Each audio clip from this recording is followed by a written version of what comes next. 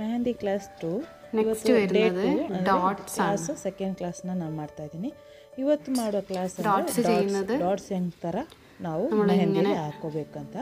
ಈ ಡಾಟ್ಸ್ನ ನೀವು ಈ ಥರ ಹಾಕ್ತೀರಾ ನೋಡಿ, ಝೀರೋ ಥರ ಮಾಡಿಕೊಂಡು ಆಮೇಲೆ ಅದಕ್ಕೆ ചെയ്യേണ്ട ആവശ്യമില്ല. ಅದು ರಾಂಗು. ಕರೆಕ್ಟಾಗಿ ಮಾಡೋದು ಹೆಂಗಂತ ಹೇಳ್ಕೊಡ್ತಾ ಇದ್ದೀನಿ ನೋಡಿ. ನೀವು ಫಸ್ಟ್ ಏನು ಮಾಡಬೇಕಂದ್ರೆ ഇങ്ങനെ ടച്ച് ചെയ്യുക, എന്നിട്ട് ഇങ്ങനെ പ്രഷറിങ് കൊടുക്കുക, കോണിൽ പ്രഷറിങ് കൊടുക്കുക. അപ്പോൾ ഒരു മുത്ത് നിൽക്കുന്ന പോലെ ഇങ്ങനെ പൊങ്ങി വരും. ആ ഒരു മെത്തേഡ് മാത്രമേ ചെയ്യേണ്ട ആവശ്യമുള്ളൂ. ജസ്റ്റ് ടച്ച് ചെയ്യുക, എന്നിട്ട് പ്രഷറിങ് കൊടുക്കുക. നമുക്ക് എത്ര വലുപ്പത്തിലാണ് വേണ്ട അതിനനുസരിച്ചിട്ട് പ്രഷറിങ് കൊടുക്കുക. ഒരേ സൈസ് കിട്ടി. ಪ್ರೆಸ್ ಮಾಡಿಕೊಂಡು ಅದನ್ನು ಏನು ಮಾಡಬೇಕು കണ്ടില്ലേ, ಟಚ್ ಮಾಡಿ ജസ്റ്റ് ടച്ച് ചെയ്യുക, എന്നിട്ട് ഇങ്ങനെ ಇವಾಗ ಪರ್ಫೆಕ್ಟ್ ಆಗಿರುವ പ്രഷറിങ് കൊടുക്കുക. അത് മാത്രമേ ഉള്ളൂ ഡോട്ട് ചെയ്യാൻ. ನಾನು ಇವಾಗ ಉದ್ದಕ್ಕೆ ಮಾಡಿ ತೋರಿಸ್ತಾ ಇದ್ದೀನಿ ನೋಡಿ, ಇದೇ ಥರ. നമ്മളിങ്ങനെ കറക്കി കൊടുക്കൊന്നും വേണ്ട, ജസ്റ്റ് പ്രഷറിങ് ചെയ്യാം. ഇനി നമുക്ക് ചെറിയ ഡോട്ട് വേണമെന്നുണ്ടെങ്കിൽ കുറച്ച് പ്രഷറിങ് കൊടുത്താൽ മതി. ನೀವು A4 ಶೀಟಲ್ಲಿ ನೀವು ಇದನ್ನು ಮಾಡ್ಕೊಳ್ಳಿ. ನಿಮಗೆ ಯಾವ നമുക്ക് മനസ്സിലാവും നമ്മൾ പ്രഷറിങ് ചെയ്യുമ്പോൾ എത്ര വലുപ്പത്തിൽ വേണം അതിനനുസരിച്ചിട്ട് പ്രഷറിങ് കൊടുത്താൽ മതി. ಜಸ್ಟ್ ಪ್ರೆಸ್ ಮಾಡ್ಕೋಬೇಕು. ಜಸ್ಟ್ ಒಂದು ಸ್ವಲ್ಪ ಪ್ರೆಸ್ ಕೊಡಿ, ಆವಾಗ ಸಣ್ಣ ಡಾಟ್ಸ್ ಬರುತ್ತೆ. ಸೇಮ್ ನಾನು ಇವಾಗ ಮಾಡಿ ತೋರಿಸ್ತಾ ಇದ್ದೀನಿ ನೋಡಿ, ಇದೇ ಥರ ಮಾಡ್ಕೊಳ್ಳಿ. ದೊಡ್ಡ ಡಾಟ್ಸ್ ಬೇಕಂದ್ರೆ ಜಸ್ಟ್ ಪ್ರೆಸ್ ಮಾಡಿಕೊಂಡು ಜಾಸ್ತಿ ಪ್ರೆಷರ್ ಕೊಡಬೇಕು. ಆವಾಗ ನೀವೇನಾಗುತ್ತೆ ಅಂದರೆ ದೊಡ್ಡ ನೀವು ಬೇಕಂದರೆ ಒಂದು ದೊಡ್ಡದು ಸ್ಮಾಲ್ ಸ್ಮಾಲ್ ಸ್ಮಾಲ್ ಆ ಥರ ಬರುತ್ತಲ್ಲ, ಆ ಥರನೂ ನೀವು ಇದನ್ನು ಹಾಕ್ಕೋಬೋದು. ಇವಾಗ ഡോട്ട്സിൽ തന്നെ നമ്മൾ ಲೈನ್ ಎಳೆದು ലൈനിന്റെ മുകളിൽ ഡോട്ട് അപ്ലൈ ചെയ്യുന്ന ലൈൻ ലൈൻ അപ്ലൈ ചെയ്ത് കൊടുക്കുക. പൊക്കി പിടിച്ചിട്ട് തന്നെ ലൈൻ അപ്ലൈ ചെയ്യാം. എന്നിട്ട് നമ്മൾ ഇതിന്റെ മുകളിലായിട്ട് കാണുന്ന പോലെ ഒരേ ഗ്യാപ്പിൽ ഡോട്ട്സ് അപ്ലൈ ചെയ്യുമ്പോൾ ജസ്റ്റ് ടച്ച് ചെയ്യുക, പ്രഷറിങ് കൊടുക്കുക. അത്രേ ചെയ്യേണ്ട ആവശ്യമുള്ളൂ. ಟಚ್ ಮಾಡಿಕೊಂಡು ಪ್ರೆಷರ್ ಹಾಕಿ ಅದನ್ನು ನೀವು ಡಾಟ್ಸ್ ಮಾಡ್ಕೋಬೇಕು. ನಿಮ್ಗೆ ಎಷ್ಟು ದೊಡ್ಡ ಡಾಟ್ಸ್ ಬೇಕು ಅಷ್ಟು ದೊಡ್ಡ. ಇವಾಗ ನೋಡಿ ಮತ್ತೊಂದು ಲೈನ್ ಎಳೆದು ಮತ್ತೆ ತೋರಿಸ್ತಾ ಇದ್ದೀನಿ ನೋಡಿ, ಸೇಮ್ ಅದೇ ಥರನೇ ಮಾಡೋದು ಹೆಂಗಂತ. ನೀವು ಪರ್ಫೆಕ್ಟ್ ಆಗಿ ಇದನ್ನ ನೀವು ತುಂಬಾನೇ ಈಸಿ ಆಗಿದೆ ಡಾಟ್ಸ್ ಹಾಕೋದು. ನೀವು ಈ ಬೇಸಿಕ್ಸ್ ಎಲ್ಲ ನೀವು ಕಲ್ತ್ರೆ ಕರೆಕ್ಟಾಗಿ ಮೆಹಂದಿ ಹಾಕೋದಂತೂ ಪರ್ಫೆಕ್ಟಾಗಿ ಕಲ್ತ್ಬಿಡ್ತೀರಾ. ಇವಾಗ ಇನ್ನೊಂದು ಥರ ನಾನು ಡಾಟ್ಸ್ನ ನಾನು ಹೇಳ್ಕೊಡ್ತಾ ಇದ್ದೀನಿ ನೋಡಿ. ಸೇಮ್ ತಿನ್ ಲೈನ್ನ ಎಳಿಬೇಕು. ತಿನ್ ಲೈನ್ ಹೆಂಗೆ ಎಳೆಯೋದಂತ ಗೊತ್ತಾಗಿಲ್ಲ ನಾನು ಡಿಸ್ಕ್ರಿಪ್ಷನ್ ಬಾಕ್ಸಲ್ಲಿ ನಾನು ಫಸ್ಟ್ ಕ್ಲಾಸ್ ಇದ್ದು ನಾನು ಲಿಂಕ್ನ ಹಾಕಿರ್ತೀನಿ, ಅದನ್ನು ನೋಡಿಕೊಂಡು ನೀವು ಕಲೀರಿ. മുകളിലായിട്ട് ഇങ്ങനെ കൊടുത്തു. ഇനി ನೋಡಿ ಮೇಲ್ಗಡೆ ಡಾಟ್ಸ್ ಹೆಂಗೆ ಹಾಕಬೇಕು ಲೈನದು, ಆಮೇಲೆ ಕೆಳಗಡೆ ಯಾವ ಥರ ಹಾಕಬೇಕು. ಒಂಥರ ಚೆನ್ನಾಗಿರುವಂಥ ಒಂದು കണ്ടില്ലേ ಡಿಸೈನ್ ಥರನೇ ಕಾಣುತ್ತೆ ನೋಡಿ, ಎಷ್ಟು ಚೆನ್ನಾಗಿ ಬರುತ್ತೆ. ಮೇಲ್ಗಡೆ ಡಾಟ್ಸ್, ಕೆಳಗಡೆ ಡಾಟ್ಸ್. ಇದನ್ನ ಹೆಂಗೆ ಮಾಡೋದಂತ ನೋಡಿ. ಇದನ್ನು ಈ ಥರ ಕಲ್ತ್ರೆ ನೀವು ಪರ್ಫೆಕ್ಟಾಗಿ ಮೆಹಂದಿ ಹಾಕೋದು ಕಲಿತೀರಾ.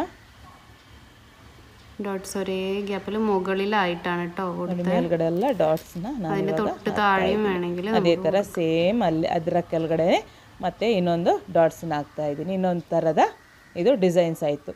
ಇವತ್ತು ಒಂದು ಕ್ಲಾಸು ಇವಾಗ ಕಂಪ್ಲೀಟ್ ಆಯಿತು ಸ್ಟೆಪ್ಪು.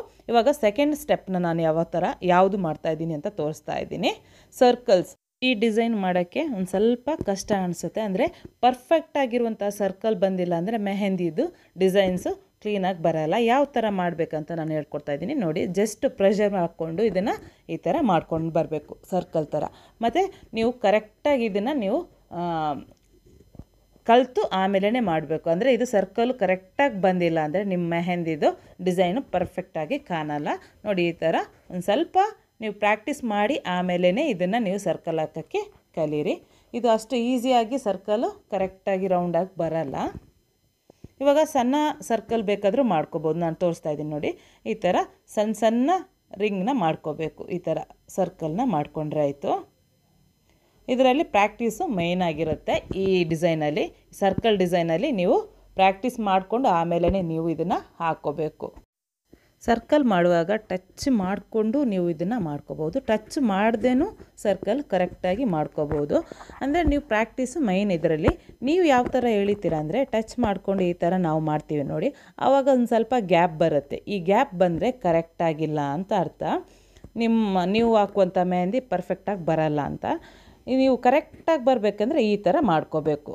ಕರೆಕ್ಟಾಗಿ ಫಿನಿಶಿಂಗ್ ಬರಬೇಕಂದ್ರೆ ಫುಲ್ಲು ರೌಂಡ್ ಶೇಪಲ್ಲಿ ಫುಲ್ ಏನು ಹಾಕಬೇಕು, ಮೆಹಂದಿ ಕರೆಕ್ಟಾಗಿ ಬಿದ್ದಿರಬೇಕು. ಆವಾಗ ಸರ್ಕಲ್ ಶೇಪು ಕರೆಕ್ಟಾಗಿ ಬರುತ್ತೆ. ನೆಕ್ಸ್ಟ್ ಇವಾಗ ನಾನು ಯಾವ ಶೇಪ್ ಹೇಳ್ಕೊಡ್ತಾ ಇದ್ದೀನಿ ಅಂದರೆ ಇದು ಸ್ಪೈರಲ್. ಸ್ಪೈರಲ್ ಹೆಂಗೆ ಮಾಡೋದಂತ ಹೇಳ್ಕೊಡ್ತಾ ಇದ್ದೀನಿ ಇವತ್ತು. ಇದು ನೋಡಿ ನಾನು ಇವಾಗ ತೋರಿಸ್ತಾ ಇದ್ದೀನಿ, ರಿಂಗ್ ಥರ ಮಾಡ್ಕೋಬೇಕು. ಆಮೇಲೆ ಇದನ್ನು ಮಧ್ಯಕ್ಕೆ, ಅಂದರೆ ನೀವು ಎಲ್ಲಿಂದ ಸ್ಟಾರ್ಟ್ ಮಾಡ್ತೀರಾ ಅಲ್ಲಿಗೆ ಟಚ್ ಮಾಡಿಕೊಂಡು ಆಮೇಲೆ ಮಧ್ಯಕ್ಕೆ ರಿಂಗ್ ರಿಂಗ್ ರಿಂಗ್ ಥರ ಮಾಡಿಕೊಂಡೇ ಬರಬೇಕು. ನೋಡಿ ಈ ಥರ ನೋಡಿ. ಇವಾಗ ಏನು ಮಾಡಬೇಕಂದ್ರೆ ಲಾಸ್ಟಿಗೆ ಇದನ್ನು ನೀವು ಡಾಟ್ಸ್ ಥರ ಮಾಡ್ಕೋಬೇಕು. ಅಲ್ಲಿಗೆ ನೀವು ರಿಂಗ್ ಮಾಡಬಾರ್ದು, ಡಾಟ್ಸ್ ಮಾಡ್ಕೋಬೇಕು. ಅಲ್ಲಿಂದ ಪ್ರೆಸ್ ಮಾಡ್ಕೊಂಡು ಡಾಟ್ಸ್ ಮಾಡ್ಕೊಂಡ್ರೆ ಆಯಿತು. ಸ್ಪೈರಲ್ ಹೆಂಗೆ ಮಾಡೋದಂತ ಹೇಳ್ಕೊಡ್ತಾ ಇದ್ದೀನಿ ಮತ್ತೊಂದು ಸಲ.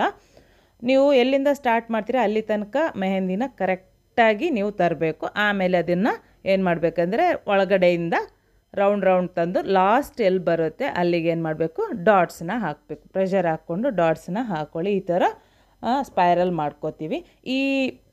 ಈ ಥರ ಮಾಡೋ ಡಿಸೈನ್ಗೆ ಸ್ಪೈರಲ್ ಅಂತ ಹೇಳ್ತೀವಿ.